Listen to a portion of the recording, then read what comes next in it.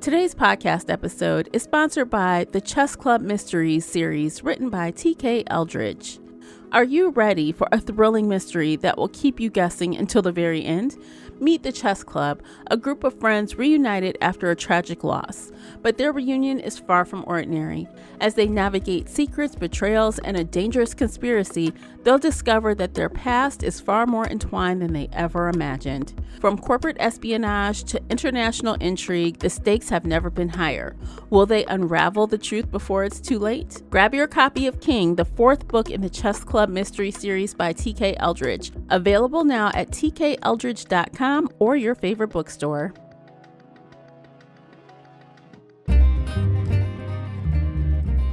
Welcome back to the podcast, everyone. I'm your host, Tamara. Today we are discussing our October Buddy Read thriller title.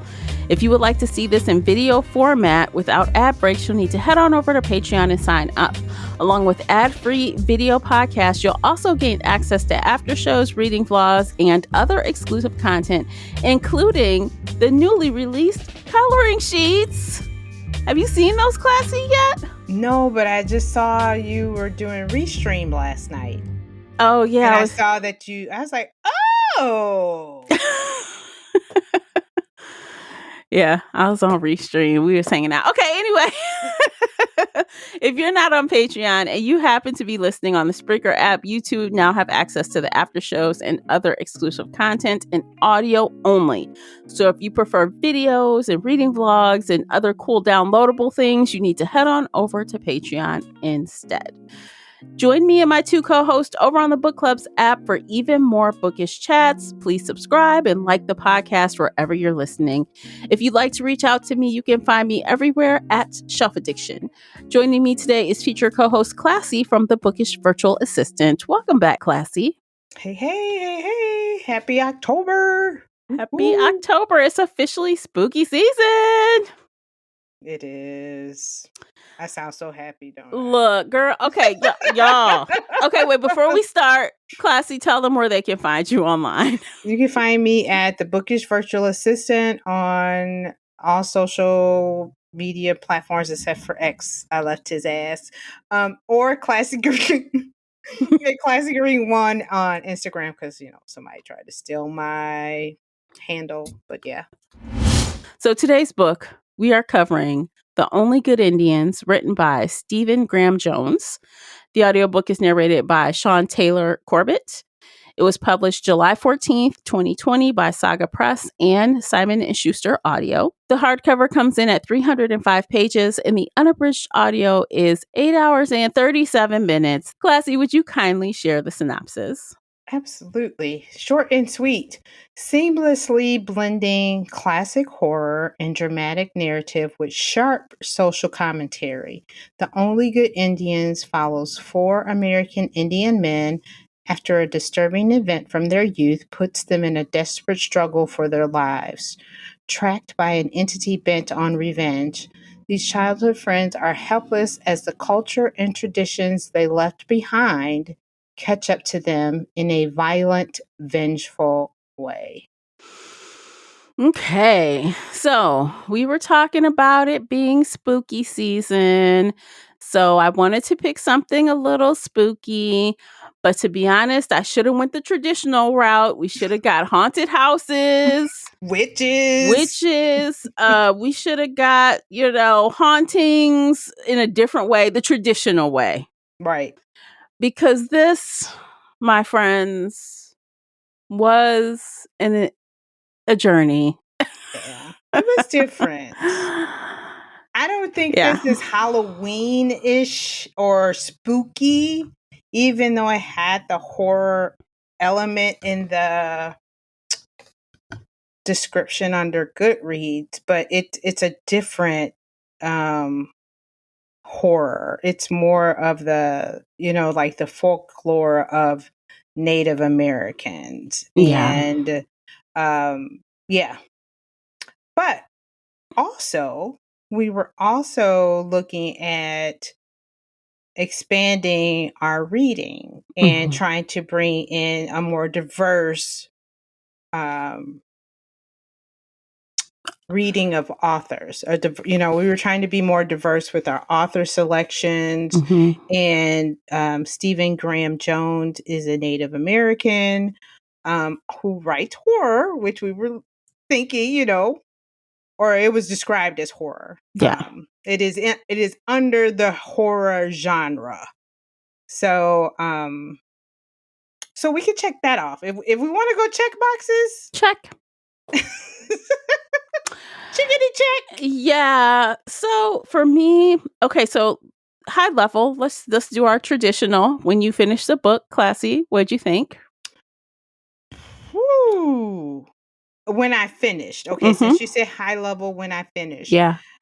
I realized I got it. It came around full circle for me at the end. I realized what was going on Okay. prior to me ending the book. Okay, so full circle is a great word to use because everything in this book was about going full circle. Mm-hmm. The circle of life. Yes, but exactly. um but for me, I was like, I kind of, even though, yeah, I get the point, I still kind of felt it was a little flat, Mm. a little lackluster. I wanted some, like, it was this buildup right at the end, and then all she did was say, "We're done." I'm like, what? Okay, girl. Okay. Basically, the elder basically kind of raised his hand and was like, She knew what that meant. Like, okay. "This is the end." Yeah. But I, Mm. but like we were talking, like with the full circle part, I think what happened is like when we came into this story, even though in the synopsis it tells us that um, four friends basically are coming to terms with something they did years ago, Yes. and if you really didn't like fully grasp the synopsis, um, the opening story, it grabs you. It's very interesting. It starts off with, I think his name is Ricky. He's at a bar, or he goes to a bar with where there's mostly white men who, it talks about like um the socialism of being an Indian in their community and how they're treated, and how would I describe this? Just being in that community and not respected Well, as remember a Native Nikki, American. I said Nikki. Remember Ricky also married a white woman. No, not Ricky. Not That this wasn't one. Ricky? No, Ricky in the first story, remember the opening story, Lewis is the one who married a white woman. Oh, The okay. opening story Girl, is no, where I don't remember. I don't. Ricky in the opening story, Ricky is at a bar, and I guess he's seen some white men and they're all hanging out and laughing. And Ricky kind of admires like a white woman. I don't know if she's a bartender or something, but he knows she's off limits. But he goes outside and something happens, and all of a sudden he sees an elk. And the That's right. elk starts stomping on all of the trucks Yeah. out there, and all of the alarms on the trucks go off. And I guess the elk maybe charges him, and he uses, what is it, like a tire iron to kind of um back the elk off of him. But Hmm. by the time he but at this time, all of the white men who own the trucks have come outside to the parking lot, and all they see is Ricky with this tire iron in his Hmm. hand, and then it's cut scene, fade to black. Yeah. And you're just like, what the fuck? So then you think the next chapter is going to be the No, continuation of yeah, it's Ricky's story, and it's not. not. Yeah. It's basically all four of these friends, the story of each friend's story, and how their lives have changed from that one incident that happened to them years Well, ago. this incident didn't happen to them. Well, they Yeah. Yeah. They went hunting for an elk that they shouldn't have. Or they went hunting and they killed an Well, they killed a lot of elks, right, that they shouldn't have. Uh-huh. And one pregnant elk, which is the Yes. most important thing. Yes. And they were doing it in a place where only elders were allowed to be. So they couldn't take any of the elk and give it to the people they knew or anything. They had to leave it. They left it. And they were Mhm. like banned. Yeah. Exactly.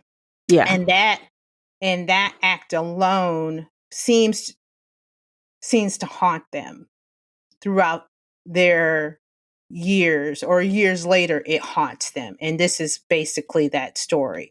um but yeah, like you were saying, like high end at while reading the story, I was just confused at what was going on. But towards the end, when it came full circle, which I guess we can come back to, I was like, oh, now I see what's going on here. And I also, because this was a difficult story for me, Mm-hmm. In what way?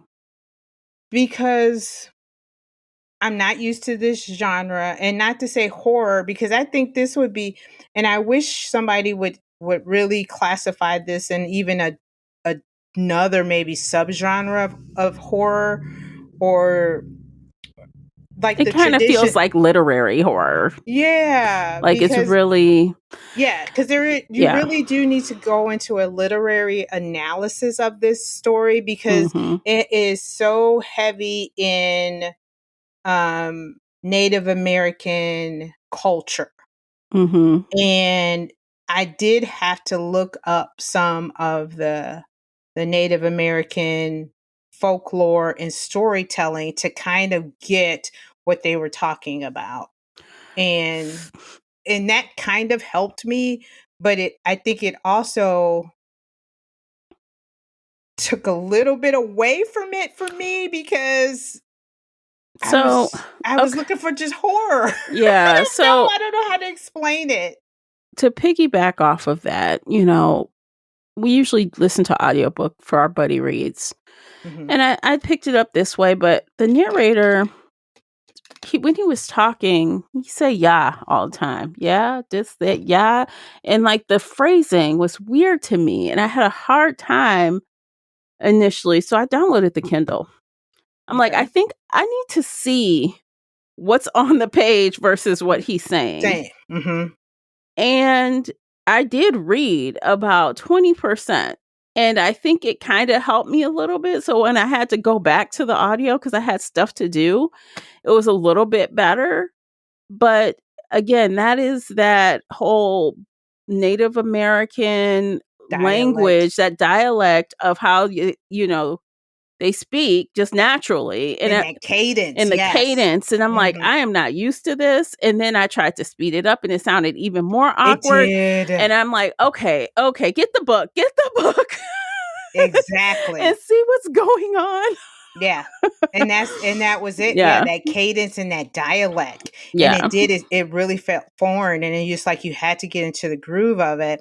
And then once I started listening, I was like, I've seen a couple of movies where you hear them talk like that, or Mhm. you've heard people imitate Mhm. Native Americans, and I was like, "Oh, and they're Blackfoot."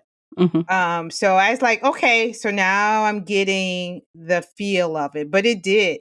It almost reminded me, and I don't know if you've read like Zora Neale Hurston, because she Of writes decades ago. yeah, so she writes in dialect Mhm. big time. So and it like when you read, if you've ever read her eyes were watching God, she writes in a dialect that if you're not used to, it takes you a couple of probably chapters before you really get the groove of what is she saying. Mhm. So, and that's how this story felt. But I think the weirdness of it was too like, oh, so these are each chapter or is each friend's story. But it started off weird because I think we start off with Ricky's story Mm-hmm. and then we go back into the history of them, of what they did. I don't know how many years ago. I can't remember what the synopsis said, but I think he starts off with a bang to draw us in, and then the second chapter takes us back into the history of all the four friends going hunting.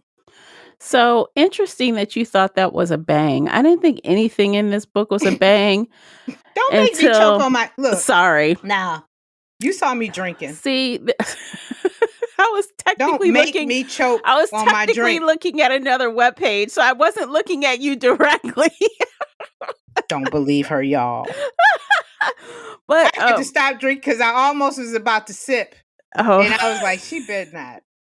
I did. I thought it was a bang. I didn't. I mean, obviously, I did not forgot it Yeah, until you you brought it did. back Yeah, up. you did. Well, But remember when we were chatting, I was like, oh, the elk sounds really interesting. And you were like, I'm at 25%. Where are you at? I'm like, ugh. in the beginning, I'm like at 5%, 3 to 5%, which was chapter 1. And I was like, yeah. this elk really sounds interesting. Well, okay, the elk did become interesting and things did become more interesting as we went. But I had to, after I acclimated myself and I figured out what the hell was going on, then things became more interesting to me. And I started to make a couple of notes that also kind of helped me like trigger things. I made some highlights in my Mm. ebook and that kind of helped. But it was still okay. So, two things, main high level things with this book. It was slow as hell. It Okay, was slow. that I agree. It was a super slow burn from beginning to end to me. Even though there were some shocking things that happened during the book, Yeah. the pacing was still like molasses. Yeah. And I did not, that was the longest 300 and something pages, 8.5 hours I ever listened to, even at 1.5. Hold on. Wait, let me go back to my text message with Tamara, y'all. Let me go back here. Oh, goodness. Did you finish? I said, girl, I thought I was at 80% with 2 hours and 40 minutes left. But Everand said I'm at 56%. Uh-huh. So here's my Uh-huh. question for you.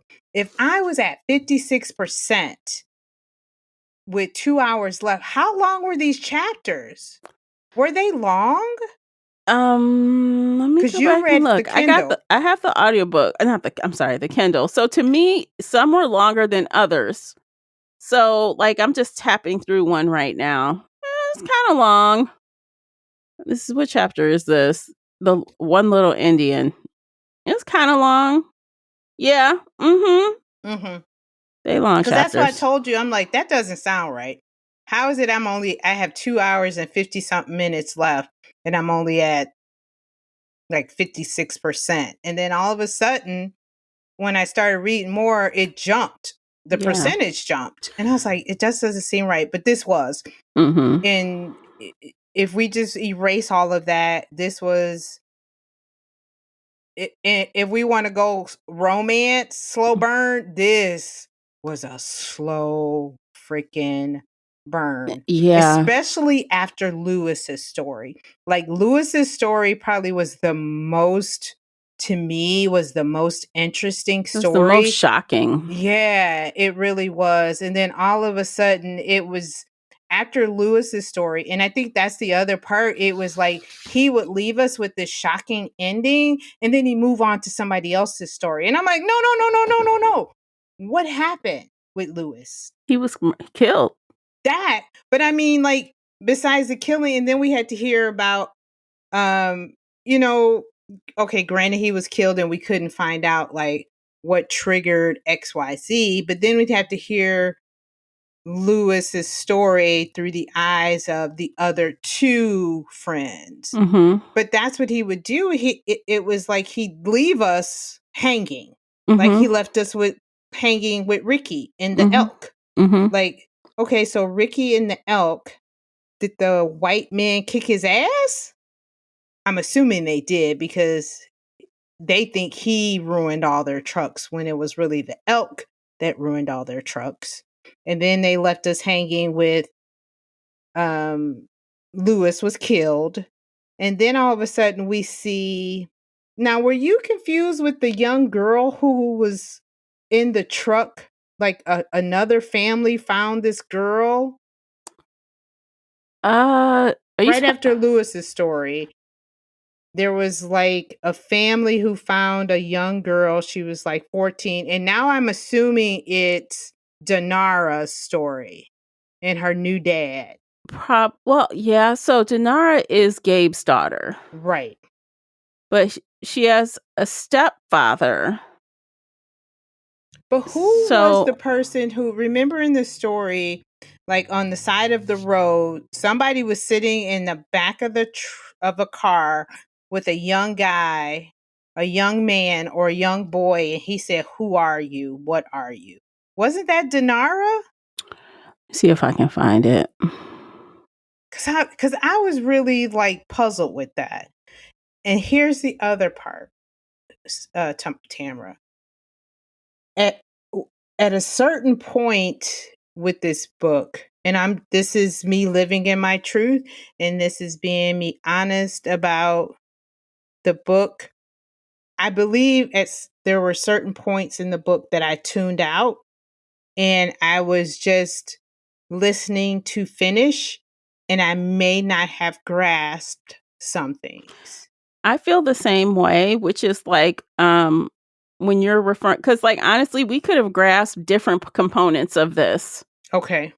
I might have concentrated on one thing that you didn't, and vice versa, because as I was telling you earlier, sometimes I felt like I was just listening to get through it. Mm-hmm. So I know there are segments in here that I might have not been I wasn't tuned in fully. Right. So it's totally possible I've missed several things, but I'd like to think I got the important highlights. I hope, Yeah. because there was a lot going on for such a small story.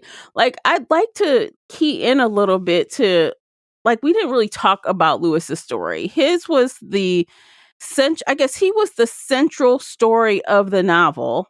Mm-hmm. Everything else kind of rotated around him. It seemed like Lewis was the central part of the story. Right. And his had to me, the most jarring experience. Yeah. And then we can talk about the other guys if we Yeah, like. his But was the most jarring. And even if we talk about placement in this story, his was basically almost like the middle part of the book, like that 20 to 40% mark, I believe, of the story. But yeah, his actions so let's just was tell it. So Lewis, he go he ahead. he left the reservation, married a white woman who was a mail carrier. He feels bad about the hunt that he was a part of. And he somehow just knows that the elk is back to avenge the murders. And I couldn't really grasp how Lewis knew this. Did he just start seeing the elk and started assuming? Like, it was really weird. So, like, at the beginning of this whole thing, he's trying to fix a ceiling fan light or some shit. And No, not at the beginning. what? Remember the dog? Oh, this is okay. I do, because this is what I text you. I said, there's something I know you're not gonna like. And you didn't even have to say, because you know how I am when you hurt an animal, especially Right. in a story. So I think his wife saving him from falling off the ladder happened first, and then the dog, and then the girl Shani came around. Because remember, Okay. the dog took more than one day. So he came in, his friend saw the dog kind of hanging from the noose. They said, oh shit, his friend got bit. They put the dog in the garage. He leaves him there. Okay. He goes, and I think he's fiddling with the lamp or whatever. His wife comes in. He like falls off the ladder. She shoves him so he doesn't like crack his head open. And then No, that didn't happen in that order? Not girl? No, for me, he was trying to tell his friends that his dog was basically could he was Yeah, boasting that he could fly or right. whatever, but he basically got caught on the fence and Yeah, was choking. right. That happened first, but then the Right. dog lived. The dog died after. Right. So many days Right, later. But in right. the meantime, Shani, which is the Indian woman who's their friend, who is his co-worker, is Mm-hmm. showing up saying, "Hey, I want basically recommend one of your books to me." So Shani comes and asks, "Hey, what kind of books you have?" He gives her some books, but she's acting weird. Well, And she's she flirting talks with him and yeah, she's stuff. flirting with him. And she starts talking about this that outline because he is outlining this dead elk on That must be another thing that it's a is a part folklore of their. tradition. But in the meantime, Shani is trying to tell him your white wife is probably it's like she's trying to make him go against PETA, who is a white woman. Um and now that we know, trying to take the heat off herself because Shani is actually the fucking elk. So now it's like his Or she was mind. possessed by the elk or something. Right. Right. Yeah. Because it seems like the elk took on the form of a couple of characters in this book. Did you feel that way as well? Well, I always Because I thought. thought at one point it was Cassidy I know, but and it was always an elk-headed woman. yes. It was always a Yeah. woman. Yeah.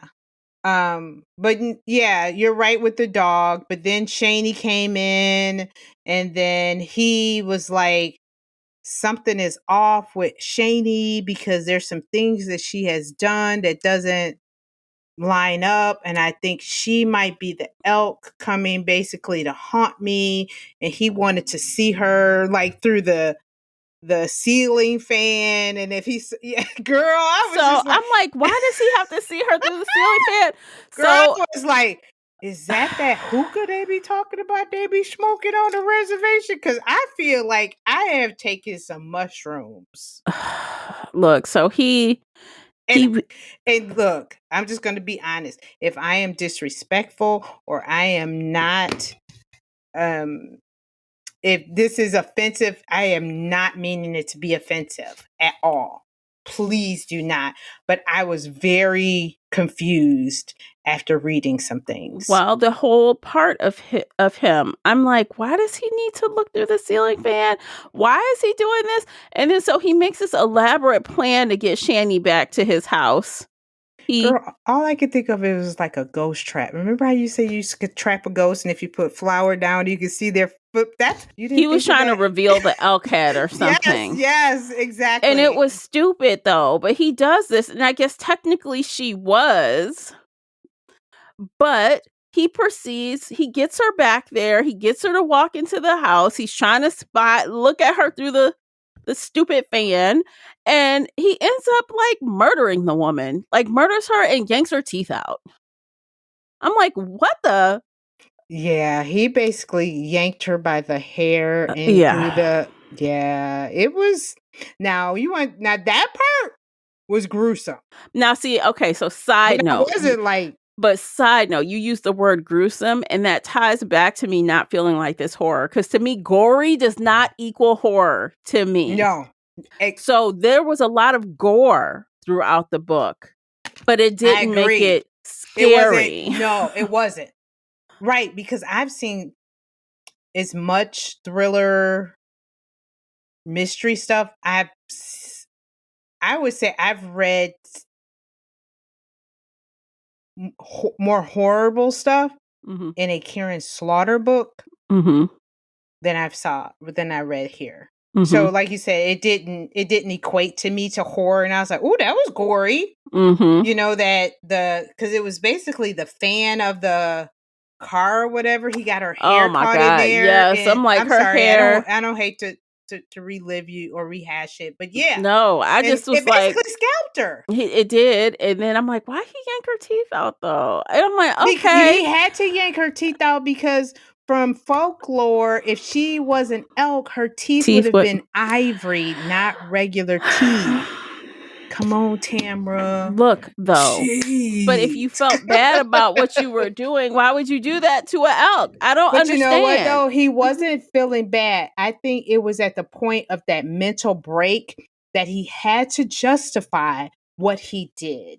So for him to justify that, hey, I just killed the elk. I need to know.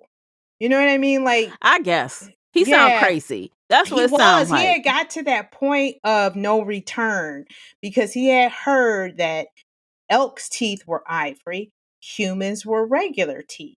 So for him to justify that, hey, I know I just killed her. But he did that to his wife too. But that was an accident. But I think at that point, with he the still wife, yanked out her teeth. Right. But the thing with the wife was he didn't actually mean to kill her. No, he didn't.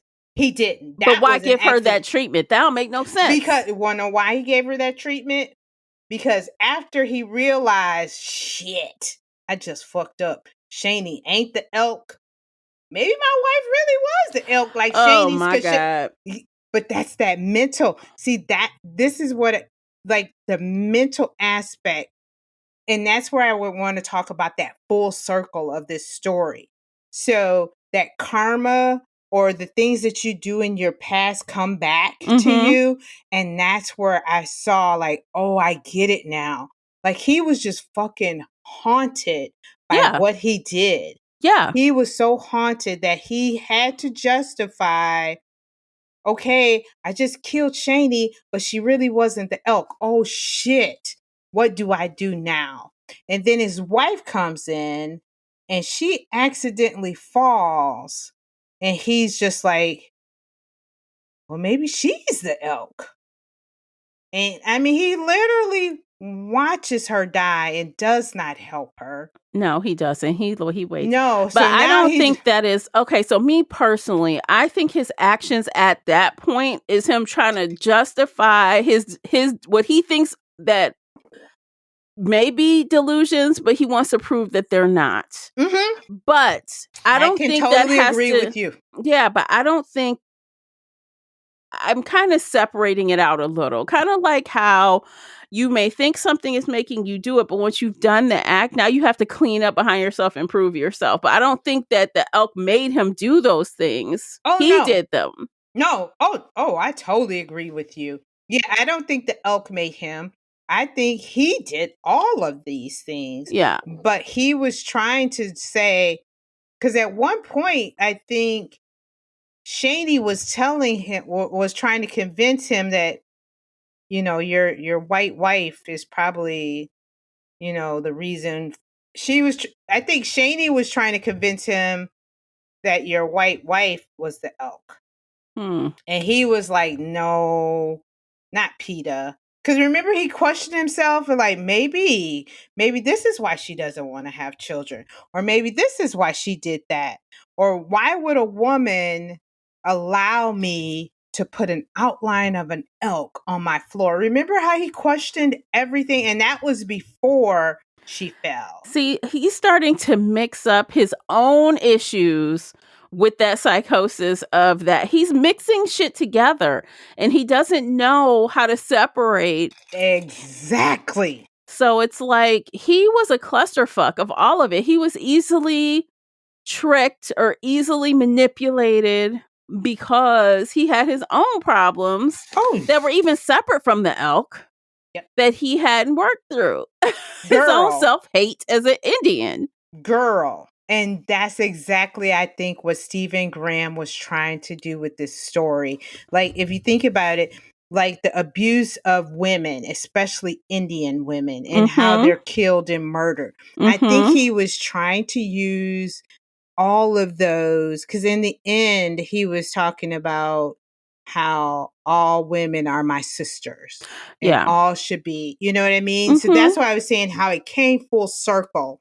because the abuse of Indian women and how they're not cared for or seen, kind of like our Black women. Like when they go missing and they're murdered, it's no big deal. And they are Yeah. abused and murdered and missing on the reservations so much. Mm-hmm. And I felt like that was kind of what he was using in this story with Lewis, that the abuse of women or the lack of, or how men, like you were saying, can't deal with their shit and use women as a scapegoat for not dealing with their shit. Yeah. That's how I felt with Lewis's story. See, I think that as well, but I also think if you want to take it back to even a higher level, if he wants to say it's a circle, then maybe the white people did that to to the Indian people, the Native Americans, and then these kids did that to a bunch of elk. And now the elk is back to do that to them. Circle. And then here we go. And at the end, we're not doing it anymore. Yeah. And a woman has to stop that. Has to suffer. Yeah. In the end, women are always the scapegoat. We always cleaning up men shit. Always. I think it's time for a break. I agree. Thank you for doing that time check. Y'all, we're going to take a break. We're going to take a break. Listen to these commercials. By listening to those, you are supporting the podcast. Don't forget to hop on over to Amazon and pick up your copy of the book review journal, available right now. And if you feel like coloring, head on over to my Patreon page and purchase the first volume of Coloring Pages. It's really fun. You can do it while listening to boring audiobooks like this one. Okay, we'll be right back. Welcome back, guys. I'm coming back on that one. Okay, I said it and I meant it. You know, there's a lot of commentary in this book. There's a lot to talk about, really. There's a lot to dissect. But I meant what I said. Entertainment value was low. Oh, girl. And the thing is with this book, it's like if you're not ready for that, and that's why I feel like in our outside of podcast discussion, I'm not the audience for this book. Me neither. In the end, I was ready to talk to you about this because I knew that us discussing this book, that something would come out. You know, like what we just talked about. Yeah. That little dissection of Native American women being abused and women in totality across all cultures and races are always the scapegoat, or the ones who are picking up and covering and taking care of shit for men. Always. But yeah, I really think that this, it was literary. It was literary. And you know, as far as this podcast, we're not that. This is not our.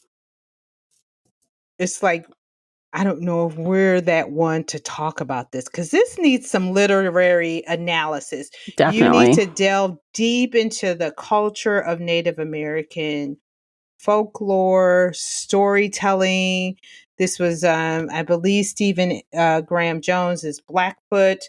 They talked about Crow versus, you know. Yeah. So I tried to look up some things, but I was just like, woo, this is above my pay grade. The thing is, as outsiders, we can only speak so far on the social commentary from that POV. Just like when we read other books that deals with our background, we can speak to it better than other people can. Yes. So we may not be the ones to break this down fully in an appropriate way. And respectfully. Yeah. You know? And that's the other part, is like, I didn't want to not give this the respect that it's due. Because in the end, like I had told you, like, I get it. Yeah. I kind of get it, but I don't get it to the point where possibly that Stephen wants me to get it or where he was going. Um, but I respect it. And at first I was just like, whoa, this is a lot. But then in the end, when it all came back, because I know we probably won't delve really deep into this because it's a lot. And this is not our genre per se, because we're mystery, thriller, suspense. Um, Yeah. but in the end, with Dinara's story and how what her father, or what they say, the sins of the father falls back on, their Ain't that the children, truth? you know. So what basically happened is what Dinara's father, which was it Gabe? Gabe. Mm-hmm. So Gabe, because I remember in the story, like it hit me, because Gabe was like, "Wasn't I the one that killed the elk and not Lewis?" But Lewis thought he was the one who killed the elk.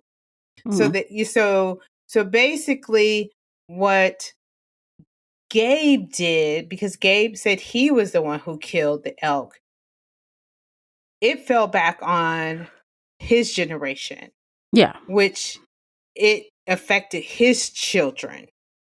And this story basically was like the things I felt like the overarching theme was the things that you do in the past will come back to Mm-hmm. haunt you.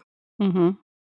And that's what this overarching, if we want to just go high level, as you said, and just do some touch points, what you do in your fucking past will come back to haunt you in It the always future. does.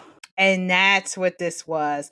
And in the end of this story, it was basically almost, I think they were trying to say it was a elder, an Indian elder, who was telling this story, and he was like, okay, he raised his hand and he was like, that's the tale, basically. Well, I don't think that her stepfather was an elder, but No, but I thought somebody said they raised their hand. Was that her it was the stepfather that? stepfather because Okay, remember she sent the guy off on the Nathan. horse. Yeah, said, "Hey, Okay. try to get my other dad. Mm-hmm. Bring him back here." So he did show up, and I think he kind of was witnessing what was happening, and I think he was going to shoot the elk, and she Mm-hmm. stopped him. She said, "No." You're right. Let's stop here. You're Yeah, right. and then he put his hand up, and You're she's right. like, "Okay, yeah." Yeah, you're right. She did say that. Yeah. Like, no, let's not continue this saga, basically. Yeah, but actually, Denora was like very smart. Like she's a high school basketball player. And actually, one of the funner scenes in this book was when she was actually playing basketball against Shani's ghost, who was wearing the elk head. Yes. And she like, "You think you gonna beat me? Yeah, not." She like, "I'm the shit, basically. You not Yeah. gonna win. We playing a game, right?" Yeah. And when I was reading this story, and I can't remember the name of the young lady, but there is a young lady, maybe her and her sister, they lived on a reservation and they got scholarships to play college basketball. And that's all I could think of. I cannot remember their names. Oh, I did go they're back to minor look. characters. It doesn't matter. No, it isn't, but it just really made me think about them because a lot of times you don't think of basketball and Native Americans. But Mm-mm. this is a very important sport to them, Mhm. you know. But yeah, this is a true story. That if I'll have to look up the sisters, but yeah, they it was a couple years ago. I remember watching them play for the college finals Oh, I don't for remember it. women's. Yeah. But I'm Uh, not into women's basketball at yeah. all. So, Yeah, I am. Well, I like basketball. However, baseball is my favorite sport. In case anybody doesn't know, baseball is my favorite. Then basketball, then football. But anywho, um, but yeah, it was yeah, Native American sisters who were really really good. And I don't Mm-hmm. know if I don't think they went to the NBA. And if they did, they might have fizzled out a little bit. Because, once you get to the NBA or the WNBA, all of y'all are good. Mm-hmm. So, but yeah, this was a very different story for us. So let I me th- ask you something, Classy. Let me ask you two questions. One, no, did you no, have a favorite no, scene? you can't ask me Too anything. late, it's out. Do you have a favorite scene from this book that Mm. you thought was the most interesting or grabbed your attention the most? Because Hmm. mine was the basketball showdown. What was Oh, yours? girl, that I would say so too. Because when you say that, I can picture. Because I think it was one scene where she said because Shani was bigger Mm-hmm.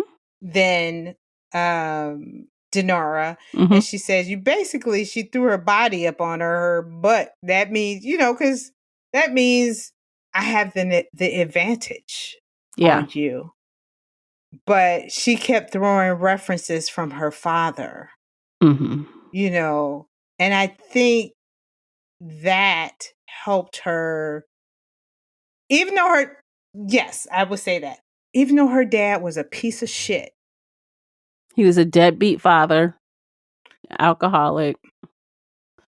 which is very prominent in the Native American community.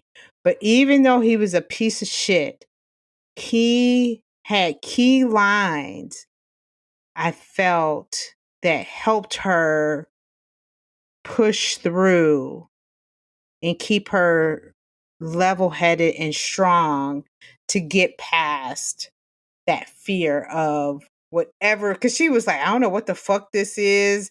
Is this some Indian ghost shit? Because Yeah. everything you remember. I'm not. Don't quote me, but she was like, I don't know what the heck this Yeah. is, but it's some ghost shit, Yeah. basically. Because what But happened her, is Shani got an injury and basically she couldn't appear as human anymore. yes, So she and like she chasing her through woods and shit. mm-hmm, She like, oh my God. yeah, Yeah, that turned very scary for her. yeah. I'm sure she was petrified, but Yeah.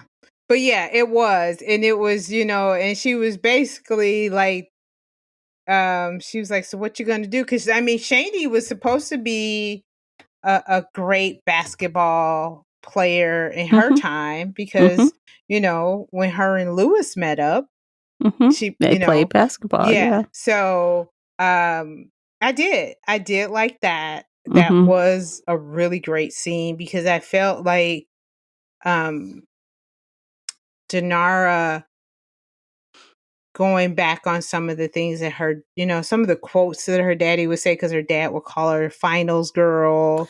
Which, Um, by side note, I feel like that's kind of a nod to being a final girl, which she was, like in the mhm, traditional sense of the final girl in thrillers and stuff. yeah, He was mhm, calling her finals girl, but she was the final girl yeah, as well. yes, exactly, Hmm. exactly. Not just the finals for like the final four or Mm-hmm. going to the championship. Yeah. Yeah, but I yeah, and think it just kind of, I wonder if he did that like kind of on that play purpose. on Yeah. words. Yeah, mhm. But yeah, I did. That was probably one of my favorite scenes. Another one of my favorites. Lewis's story was so pivotal to me in trying to get Shani to line up under that damn ceiling He was fan. doing the most. He up there dropping tool like he's like, "Oh, I got this It was like knife in my pocket." he was like, I had to get her in just the right spot. Yeah. So when that fan circles, and I felt like when I was listening to that part, and I think that was the other thing to me for me too, is because that part of the story, like that part of the story, I was waiting with bated breath. Like, is she gonna is she gonna line up? Because he was like, and if she doesn't do this, then I know she is. Or if she does do this, maybe she isn't, which also played into his psyche. Like, has he lost it, or is it real? You know what I mean? That's Yeah. that part. But just as he was like, no, come on over here. Or then he would be like, oh shit, oh shit, oh shit. I should have the screwdriver in my hand but I don't. So she probably realizes that I'm trying to set her up. And Hmm. then when he tells her, I know who you are. And then Shaney's like, you do. And then before you know it, her hair is caught. Oof. Yes. Like, And oh my then God. fade to black. Cause now we're just like, but what did she say? I am the elk. That's, like, cause that's where I was at that point was like, did she say, was she the elk or was she not the elk? And then we went into somebody else's story. Hmm. So, um, yeah, those were probably two, but the basketball stuff was fun. Yeah. Yeah. Yeah, I think so. I'm trying to see, was there anything else? I think we covered everything else I had already ticked You off. know what So, I saw? mm, I struggled with this book. So I mhm, had to look up some reviews to see what and some literary takes on this. mhm, And I saw two professors who reviewed this book because I think this book came out during the pandemic, I believe. I can't remember the exact year. But what they said was that 2020. Yeah. Mhm. But what they said was that this story played on a lot of horror tropes from the 80s and 90s. And when they said that, I was like, you're so right. Like which ones? Or just like, how like the opening scenes of somebody, because with the 80s and 90s horror tropes, it's always revenge. Like the villain is out for revenge. But even though in this story we're not really sure who the villain is until later on, it's the elk who's the villain who's out for revenge. But I mean, now that we know that the elk is the villain, it does follow those tropes But of then you wonder, is the elk really the villain? The elk is oh, out for revenge, true. which is obviously you don't want to kill people. That's bad. But Right, because I mean at one point you're like, who are you rooting for? Are you rooting for um the four guys, or are you rooting for the elk at certain points? But it does follow those kind of horror tropes from the 80s and 90s of, somebody sneaking up. I did get those kind of vibes. Those, if you think about 80s, 90s horror tropes, Freddy Krueger, uh, what's some other ones? Jason. yeah. Yeah. Well, I get that. But they went on a killing spree. They killed 9 elk. Yeah. And Children of the Corn. Okay, I'll stop. I mean, they're there. Uh-huh. They're there, but I don't know. I don't feel bad for any of them. Oh no. I don't. The only person I felt bad that had to even deal with all of that was Denora, Dinar. but Yeah. she came up in Yeah, the end. because she basically had to deal with the sins of her father. Mhm. Mhm. Yeah. So But I they guess they got what they deserved. I'm okay with a little of that. a little a little poetic justice. And why, if you drive them a little crazy while you're doing it? I mean, what's not a good horror story without having somebody lose their shit a little bit? Mhm. I mean, if you think about it, what's the one oh god, you and I were sharing this. I watched it on Netflix. I can't remember which one. Um where basically, yeah, where somebody is like, am I crazy? Am I not crazy? Are those ghosts? Are they not ghosts? So yeah. Mhm. Mhm. Hmm. Oh, and I did find my note, just a side note. When I made a note at 35%, I said, shit just got crazy. So that's when Lewis killed Shaney and then his wife falls off off the ladder. That whole part happened like at 35%. So just like a little point of like reference of how far in the book that was. Yeah, and then just to sit there and watch her and didn't help her. And I was like, oh, he has lost his shit. Look, she should have let his ass fall in, crack his head open. She would still be alive. Yeah, So. but it just happened all so fast. It was just like she came in, said, Oh, "Oh, you you fixed the figured it fan. You out," fixed and then it. it was just like, "Oops, slip." Yeah, and he just sat there He just and watched. yeah, He didn't even try to help her. no, because I think in his mind he was like, "What's her name? Teeth wasn't real. Maybe hers is." And just sat there and watched his wife. And then when you saw like when he felt like the baby, and I was just he has lost his shit. I know. I'm like, wait, did he just do He what I just think lost he it. did? Like, that's what I'm saying. He just went absolutely nuts. He went Yeah. crazy. Yeah. And that's when, like you just begin to see that the things that you do or you haven't reconciled with can drive you crazy. Or, like that forgiveness or um coming to terms with what you've done, how it can make Well, you lose your mind. hopefully not to the point of being homicidal. Well, So, my well, God, I'd rather him had just been miserable and took himself out than killed those two women. but he didn't kill his wife. Well, look, I think the thing is But after he let her die he on his let her watch. die, so yes, he didn't help, No, but she died on his watch while he watched her literally, and then he sliced and diced her body, which makes everyone think that he killed her. Yeah, that's true. I forgot about that. Yeah, because he thought maybe she was pregnant. Oh, and I was like, you have really lost it. Mm-hmm. Yeah. So, yeah, while he didn't actively pull her or push her, he was... Girl. Steven. Yeah. Okay. I think I'm done. I'm sorry. done. But, I figured, honestly, we get good conversation out of these books, even if we don't really enjoy them per se. Yeah. Oh, yeah. This was great conversation because our views and the things that after reading it and what we, did discover is always interesting. I do agree with that there's so many books that we did not care for, but the conversation and the review, chef's kiss. Yeah, so let's go ahead. Let's rate this thing. Let's do it. Let's pull the trigger on it. No! Yeah, you got gonna like my review. You know what? After all of this great commentary, they'll be okay with it.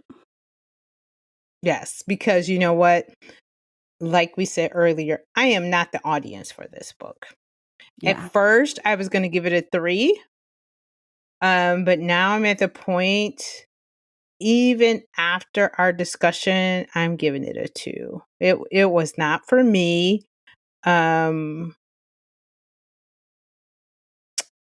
I wish I could say the writing was all that for me, but it wasn't. It just wasn't.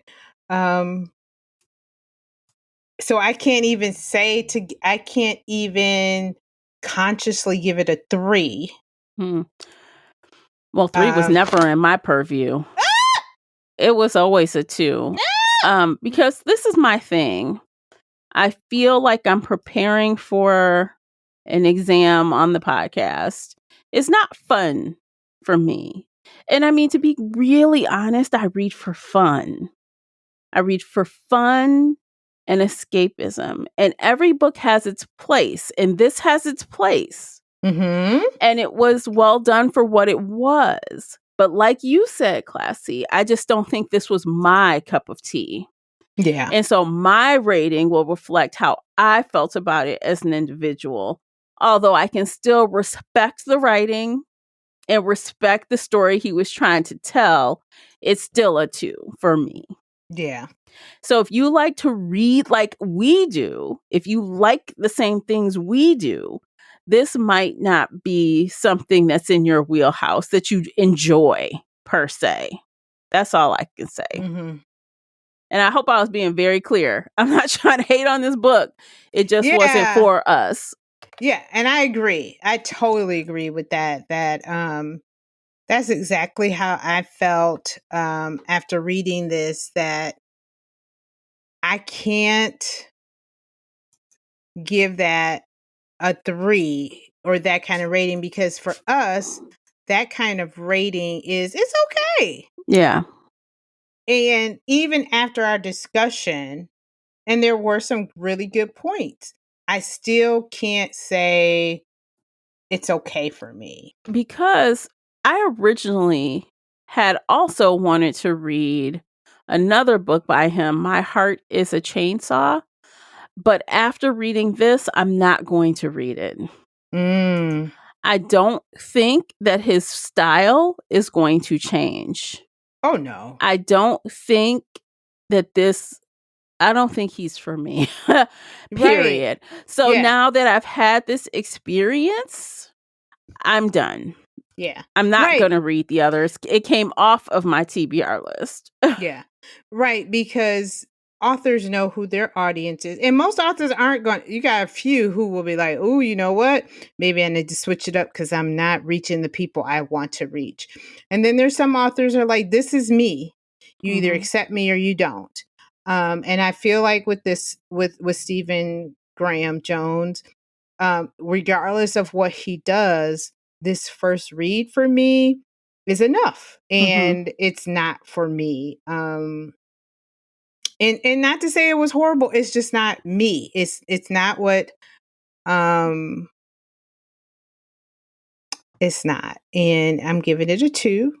Um I did learn some things as far as like Indian folklore. Like I looked up some things like, oh, I didn't know that.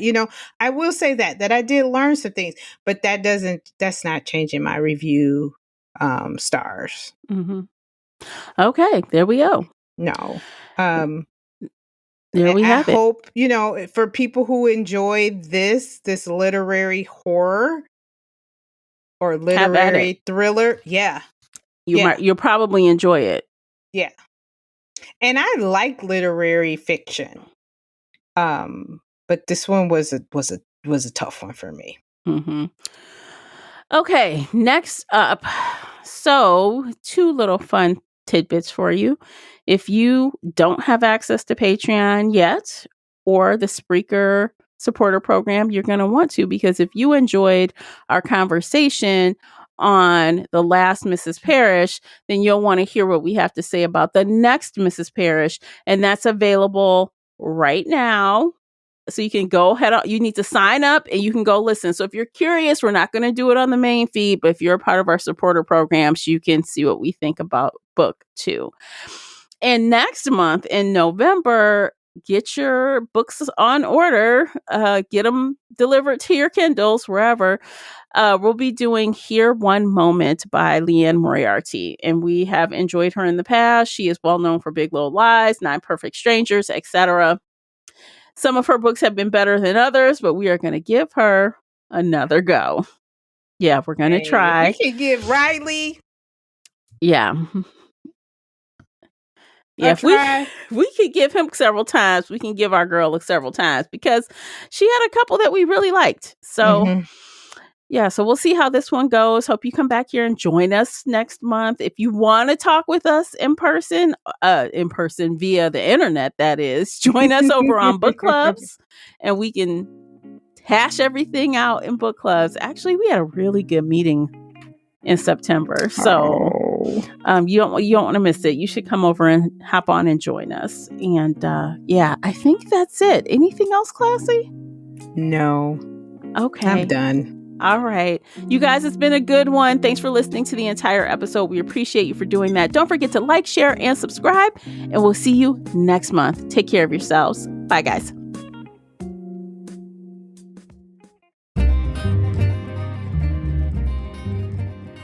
Did you enjoy today's episode? If so, please head over to Apple Podcast or Spotify and leave a positive 5-star review.